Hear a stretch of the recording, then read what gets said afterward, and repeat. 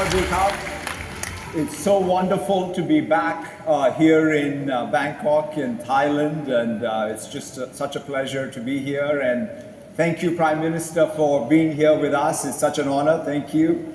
And today I'm really excited to talk about this new AI wave. As developers, as technologists, we are always excited when there is some new technology and paradigm in the air. I've been at Microsoft now for 32 years. This is the fourth large paradigm shift or platform shift I've seen. I started when we were in the early days of the PC era, and then there was the web internet, and after that cloud mobile, and this fourth big revolution in terms of technological shift, maybe the biggest of them all. And so it's exciting to talk about it. The core underlying force behind the AI wave are the scaling laws. Just like how Moore's law helped drive the first three revolutions, the scaling laws of neural networks and transformer models and other model architectures that are going to come are really what's driving this intelligence revolution. And you have new capabilities. So you have a complete new natural user interface, which is speech, text, and video, both input and output. So it's the most transformative way for us to think about user experience. We have more reasoning capability and planning capability, as well as more memory and context. So these are things that are emerging with every order of magnitude increase in petaflops that we use to train these large models. We have more capability that is powerful, that is being put in our hands. And of course, all this technology at the end of the day is about driving economic growth. To me, the way to measure the success of any technology is the impact that technology has in the broader economy and the broader society. Right here in the region, we think and we expect that this intelligence revolution or the AI revolution can add as much as $1 trillion, even in Thailand, double-digit growth of over $100+ billion can be driven because of the productivity curve that can be bent by AI. And so that's the potential that grounds us at Microsoft on our mission to empower every person and every organization in Thailand to achieve more, right? To me, that is how we want to bring it all into focus by harnessing the power of technology to make a real difference in how people and organizations across the length and breadth of the Thai economy and society can harness it to change the business outcomes, the economic outcomes, the societal outcomes. It's when small businesses become more productive, large multinationals out of this country become more competitive, startups are born, health outcomes, education outcomes are changed. That's really our mission, and that's really what our focus is. And to that end, we are building out a very rich platform. We are a platform company and a partner company, as I always like to say. And in that context, we're building out a very rich platform stack, all the way from infrastructure to data to tooling to the application layer. And also ensuring that this platform is built with these transformational outcomes. Outcomes such as how does one or as an organization transform their customer experience, the employee experience? How do you completely change the efficiency of every business process, whether it's supply chain or finance or what have you? And then of course, bend the innovation curve in every organization. Those are the digital transformation outcomes with the technology stack that we want to relate. Now, the question really then is, how should organizations move forward? Given that richness of possibility, what's the approach that one can take? To me, there are three imperatives for any organization, whether it's in the public sector or in the private sector, whether it's in small business or large business. The first is to be able to adopt the best technology out there and bring it in-house and use it intensely. In fact, there's an economist at Dartmouth that I love to cite, Diego Coleman, who did a fantastic longitudinal study during the Industrial Revolution and really tracked how technology diffused across various countries in Europe at that time and which countries got ahead by intensely using technology. And his formula is very simple. It's like, how do you bring technology in? Intensely use it to create more technology. Anyone who does that, whether it's a country, a society, or an organization, gets ahead. And that's the formula here. So the idea is to bring all of the technology that is available already, not reinvent the wheel and use it intensely. And so to us, that's what we are building the Copilot for. When we think about the Copilot ecosystem, it's about bringing that personal assistant that you can use as a consumer, you can use as a commercial organization, and really to drive productivity and outcomes. So we in fact launched an ad at the Super Bowl in the United States a few months ago to capture, in a sense, the empowering moment of Copilot. Let me roll the video to give you a flavor for it. Morning.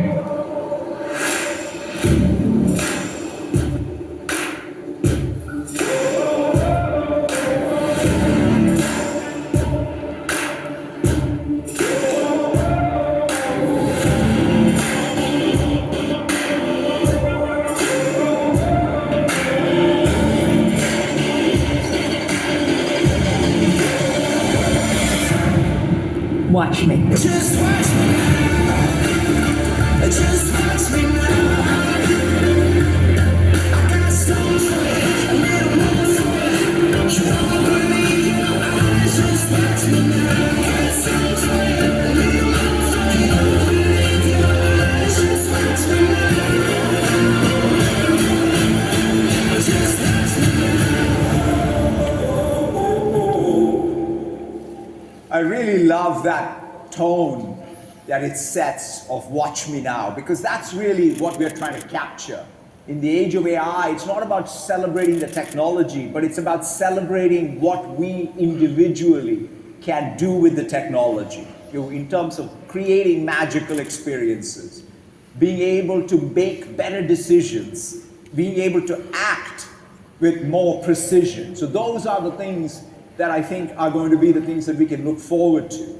And to us, we're already seeing the productivity advantages for everyday use, whether it is in how anybody does knowledge work, just like how in the past with supply chains, we talked about inventory turns. Today in a modern organization, it's about knowledge turns. How quickly can one create knowledge and diffuse knowledge throughout the organization so that you can drive productivity? We are looking and seeing how salespeople can be more efficient, customer service can be more efficient, supply chain operations can be more efficient.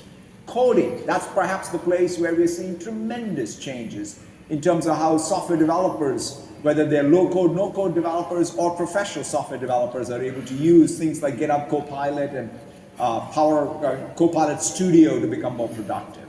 So these are real-world productivity stats that are here right now, and so it's exciting to sort of see all of that. And right in Thailand, it is exciting for me to even learn about the use cases. In fact, right in the Prime Minister's office, the Office of Council and State is using it to drive productivity and provide legal advice across all the departments. AIS, one of the largest mobile operator in the country, is using both GitHub Copilot and Microsoft 365 Copilot to drive productivity. So these are examples of how this technology is rapidly diffusing right here in Thailand. And speaking about software development, the most exciting thing is to see what's happening with GitHub, right? GitHub is the home for all developers all around the world, including Thailand. It's great to see. We have now seen 24% year-over-year growth in Thailand in terms of software developers participating in various projects and repos on GitHub. And one of the things that we're very excited about is Copilot in GitHub, right? We launched this a few years ago. It's probably the first hit product of the LLM era, where it's driving, as I said, real outcomes of productivity growth. And yesterday we launched the next big breakthrough, GitHub Copilot Workspaces in technical preview. Now this completely changes the paradigm. If the first idea was to create an AI pair programmer for every software engineer in the world, now we take it one more step. where you can take an issue that comes in, generate a plan, edit the plan, have the plan execute the changes across multiple files in your repo. You accept those changes and then do your pull request. So that entire software loop now can be much more automated and agentic. So this next generation of AI systems move from just being one-on-one co-pilots to being much more about co-pilots plus agents that drive productivity to another frontier. And to give you a flavor for what GitHub Copilot can do for software development and software development productivity, I wanted to invite up on stage Karan from the GitHub team. Karan, come on up. Thanks, Satya. All right. Today I'll show you what GitHub Copilot can do for you and how it can help you be more productive. I'll also give you a preview of GitHub Copilot Workspace. All right, let's get started. So I'm building this website here with TypeScript and GitHub Copilot, and I want to add a sign-up functionality to it. So first, let's add a sign-up button. I write a comment for it, and GitHub Copilot writes the code for me, working with me along the way. Next, I want to make sure my users are entering valid email addresses, and I need some help with that. I have a regular expression here, but it's very hard to read. With GitHub Copilot, it truly feels like I'm working with a pair programmer. I can ask it to help explain code that I'm unfamiliar with, even if it's something like a regular expression. I can even do this in Thai by asking it, what does this regex do? Fantastic! You can see how GitHub Copilot is picking up its cues on what language to answer in based on how I ask the question. GitHub Copilot chat can also be invoked inline so it can work with the code in place. To get to it, hit Control or Command I. Now I'm going to ask Copilot to help me write this entire sign-up page, asking for email, password, and password confirmation. But I'm again gonna ask it in Thai. Amazing! You can see that Copilot didn't just understand what I want, but it's actually written the entire code for me. That's amazing. It looks good, so I'll accept that change. Now, but like me, GitHub Copilot doesn't just live in the editor. It's also with me on github.com. GitHub Copilot can now provide a description of the changes in a pull request. It doesn't just list the changes, but it also gives you useful, meaningful information of what the change does. And it also gives me deep links to the specific lines of code that has changed. And there it is, you can see that. And that's it. I've shown you how your multilingual pair programmer can help you be more productive. But there's more. Today, I'm excited to show you the technical preview of a new feature we are working on, GitHub Copilot Workspace, a Copilot native development environment that helps you jumpstart every task while working in natural language. Let's see it live in our demo. So far, we've written a sign-up page, but we also need a login page. We can start off right from an issue where our requirements are described and begin development with GitHub Copilot Workspace. Copilot derives context from your issue and your code base to generate a detailed specification along with proposed changes. It also generates a plan on how this specification can be implemented by referencing relevant files within the code base. Copilot also helps you implement these changes by making modifications to relevant files that you can see over here. Now, you can also make edits to the specification, to the plan, or the implementation to suit your needs. I'm going to go ahead and make one small edit over here based on something that I need. Now, Copilot Workspace also has a complete development environment running in Azure, complete with a terminal as well, which you can see right over here. You can also see a preview of your app that is running within your development environment by connecting directly to it and seeing what's running over there. So you can see that here, this is live, that our app is running in our development environment. So let's see what the login page that Copilot has written looks like. And there it is. We went from idea to code to software, all while working in natural language with the power of GitHub Copilot Workspace. Thank you. Back to you, Satya.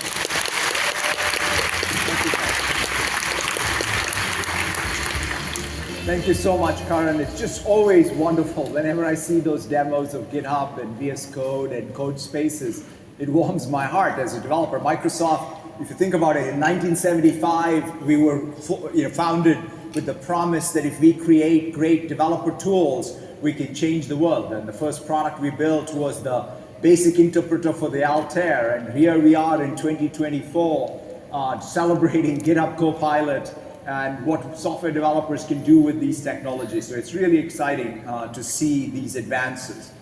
Now, the second imperative I want to talk about is all about your AI applications. How do you go about using these type of tools to build your own AI?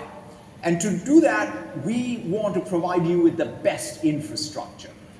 And it starts, in fact, right there in terms of laying out the AI infrastructure.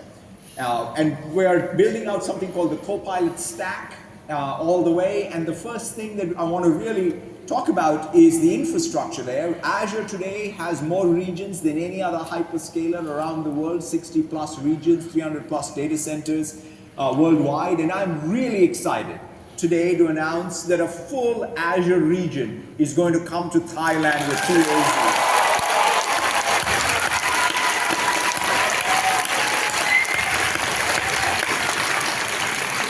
And what that means is not only do you now have the full capability of Azure in Thailand, but we have the best world-class AI infrastructure in Thailand. We will bring all of the silicon, whether it's NVIDIA, whether it's AMD, our own Maya chips right here so that you can use it to build your own models, train your own models, and have inferencing, which is best in class, training, which is best in class. You'll also have the best selection of models. One of the things that we are making sure is not only do you have Azure OpenAI such that you have the best access to frontier models, but also all the open source models, right? Whether it's Mistral, whether it's Llama. In fact, one of the things that I'm very excited about is Microsoft really leading the small language model revolution. In fact, one of the fundamental ideas is that we can now, for parameter count to performance ratio, completely change what one can expect, both in terms of latency, cost, and performance with these SLMs. So I'm really excited about what 5 class models we are going to do. We just launched last week a 3 billion parameter model that really performs as well as things that are twice or thrice its size, and it's just wonderful to see that. So those are all going to be available to every developer here to be able to use, to train even in local language. And then, of course, we're not just talking about language models that are trained on human language, but we are also training models to learn the language of science.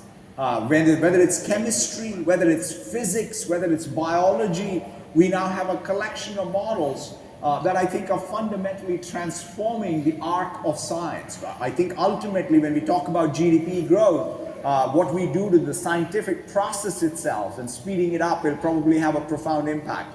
We see that. We produced, for example, using one of our material science models, a new material that we produced even end-to-end and proved out that we can reduce 70% of the lithium content in a new battery. You can imagine how important that will be for the energy transition. We are working with Giddy to discover new drugs for TB, which unfortunately, even though we have drugs today, the disease mutates, and so therefore you now need to speed up the drug discovery process. So we are really, whether it's drug discovery or new materials for batteries, I think these AI models can have a profound impact. Now, the other layer of the stack is data. Ultimately, AI exists only if data is really there in shape for us to be able to train on. And to that end, we are building out, whether it's our operational databases or our analytics databases, including even databases from others like Oracle or Snowflake and Databricks, all coming together as one unified data platform that is AI ready. And so we are very, very excited about the progress that we are making in this layer. And of course, ultimately, it all comes together with the best world-class tool chain, right? You saw what we're doing with GitHub and VS Code and code spaces, but it also complements what we're doing for low-code, no-code developers. Anybody with a domain expertise, Excel-like skills, will be able to fully participate in the digital transformation of their organization and their country. And so we are really bringing the best tool chain for people to be able to use all of this AI infrastructure and the data estate to build AI applications. And we're seeing lots of developers in the region take this advantage to build up AI skills. Right here in Thailand, we have 6,000 plus developers who have gone through the Odyssey program. I think many of them are here, so I want to congratulate them.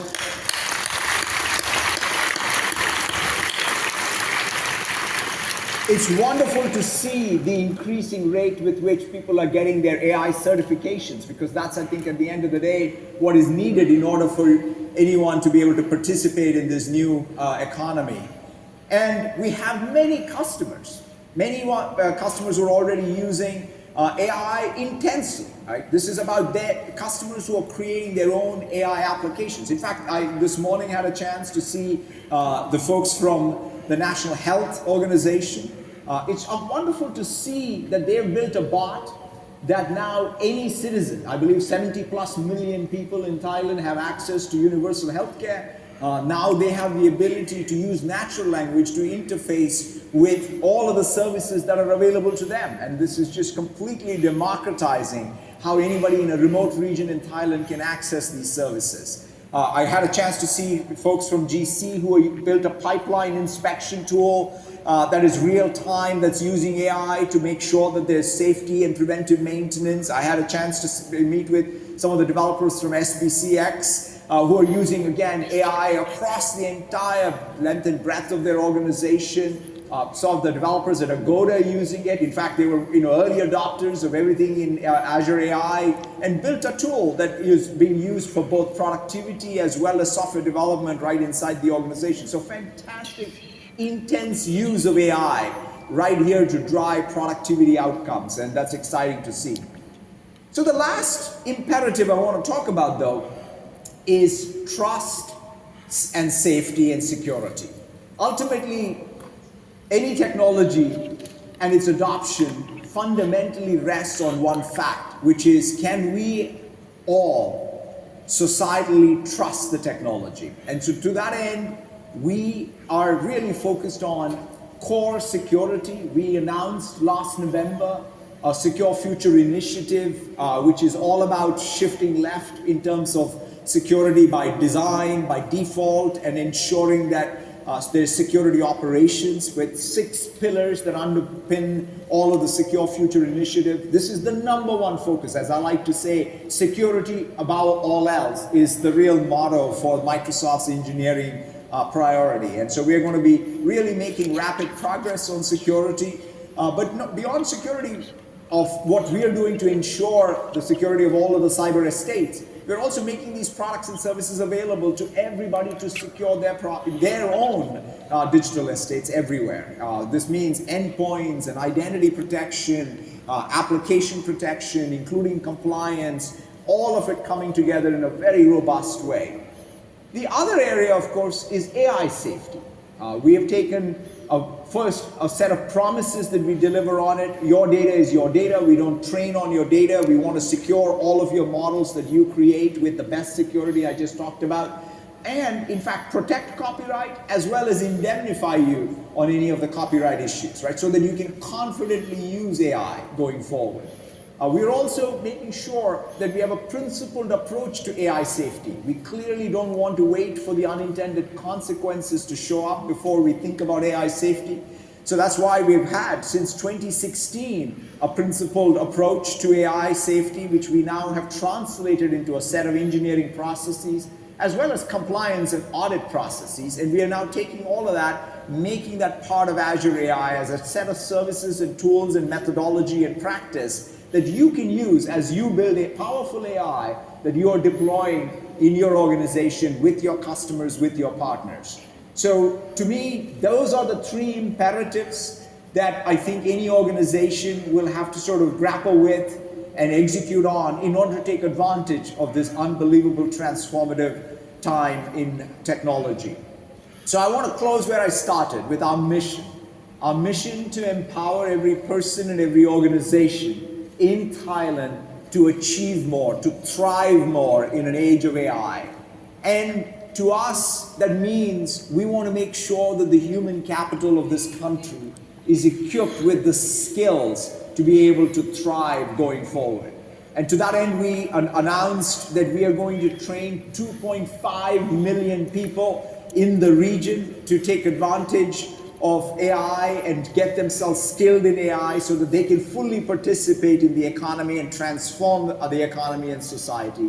And this morning, I had a chance to meet with two young women who really inspired me with what they have done by taking advantage of this opportunity. And I want to leave you with the video story of one of them. Thank you all so very much. Enjoy the rest of the event. สวัสดีค่ะ หนูชื่อนางสาวจิดาภานิติวรกุลค่ะ ก็หนูมีความสนใจทางด้านเกี่ยวกับคอมพิวเตอร์ค่ะ ก่อนหน้านี้หลังจากที่หนูเรียนจบหนูค่ะการหางานมันน่าจะค่อนข้างยาก In this world, we have a very excited and passionate young population that is hungry for new opportunities, getting access to digital skills. The question here is, how do we give everyone the tools and tech to be their best version of themselves?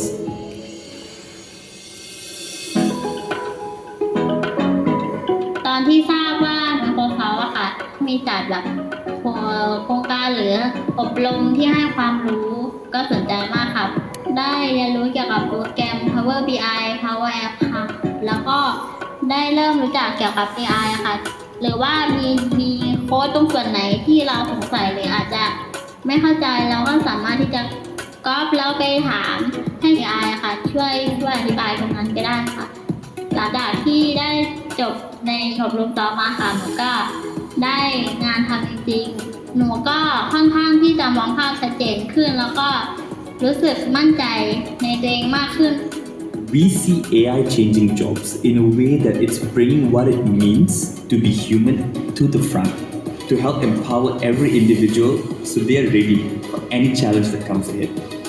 หนูก็รู้สึกดีใจแล้วก็ภูมิใจในตัวเองมากค่ะที่สามารถที่จะดูแลตัวเองได้และหนูก็ยังสามารถที่จะคอยซัพพอร์ตและดูแลครอบครัวตามที่หนูฝันไว้ด้วยค่ะ